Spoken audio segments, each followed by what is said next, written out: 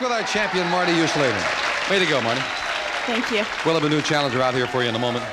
You know, we always like to hear from people in the audience. We very, very much appreciate it. A little while ago, I don't know if you were watching, but we had a question. We asked a bunch of 100 third grade boys, is there a girl in your class you're afraid to get next to because she has the cooties?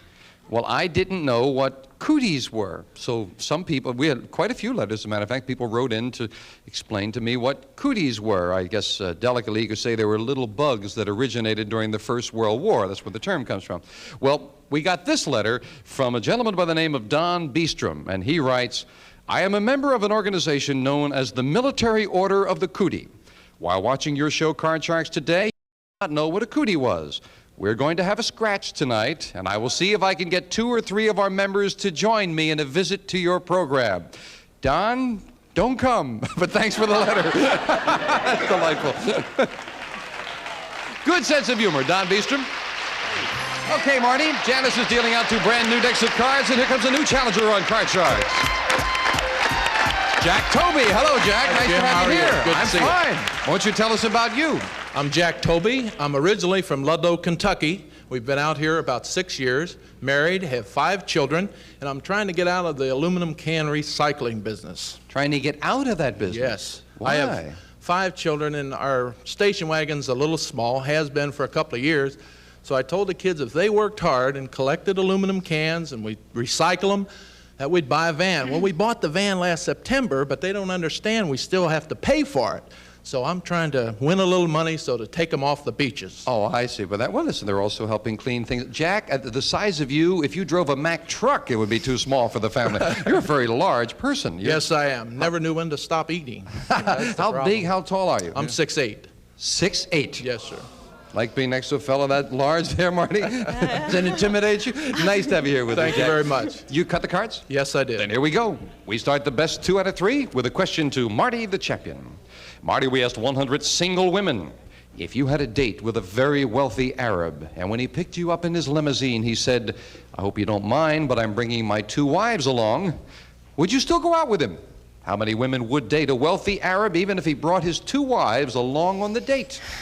See, that's tricky. Wealthy is the key word there. Oh, I see. Because that's quite enticing, even with 2 wives along. I don't think many people want that much competition of 2 women in the car already with them. So I would say that it would be, considering the wealth and the women, 30. 30? Yes. I've got to ask you, Marty, that wealthy seemed to have some meaning to you. Now, if you were a single lady and there was this wealthy fellow and he already had 2 wives, but you had a chance of being the 3rd and he was wealthy, would you do it? How wealthy?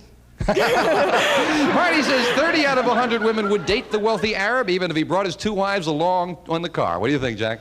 I don't think so, Jim. I think that women today want to have exclusivity with their man, and I think it would be a lot lower than that. You say lower than that? Yes, sir. The actual number of women who would date a wealthy Arab even if he brought his 2 wives along on the date is 21. Jack is right. It is lower. And the challenger starts off the match with an ace. Oh, great card. Lower, Jim. Lower than an ace. A 5. Freeze right and there. We move over the freeze bar, protecting that position for Jack. And the question to you, Jack. Jack, we found 100 men who are top business executives. These are the heads of some of the country's largest corporations. And we asked them, in your opinion, is the United States headed for another Great Depression? How many top business executives think the U.S. is headed for another depression? Well, I think today it could go either way, and businessmen with the top companies have to keep a positive attitude. So I think that most of them would probably say not. Maybe a small recession, but I don't think a Great Depression is in the cards. I think it would be about 22. 22 out of 100 top executives feel we'll have the Great Depression. Higher, much You think higher. more? Unfortunately, I do think that it's a bleak future, the way prices are going up. So you say higher? Yes, I do. The actual number of business executives who think the U.S. is headed for another depression is 11. No, it is not higher, it's lower. And I think Jack had the Change that card, please, Jim. And we change the 5 to a Jack. Good card. Lower, Jim.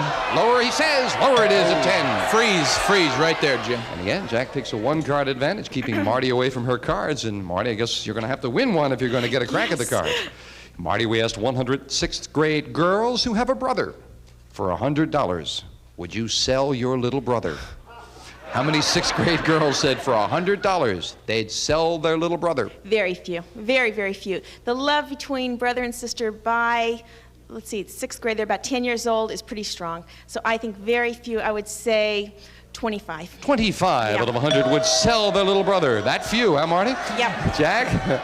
Jim, I have two daughters. My two oldest are daughters and three sons. And I don't think that either one of them, when they were in the sixth grade, would have sold any of my sons or their brothers. So I would think it would be even lower than that. Do you say lower? I can tell you for one, my daughter would definitely get rid of her brother. 25 for Marty, lower for Jack. The actual number of sixth grade girls who for $100 would sell their little brother is 27. Oh, good. Thank And I must tell you that 12 of them said that they would give change for the 100. Marty, you have a king. Good card. Lower. Lower than a king. Oh no, another king. And Jack, you get a free chance at I'll the have to 10. go lower, Jim. Lower than the 10. It is a 7. Freeze. And Jack has inched along where he needs only 1 card. Marty needs 4, and we have sudden death coming up right after we take time out for this.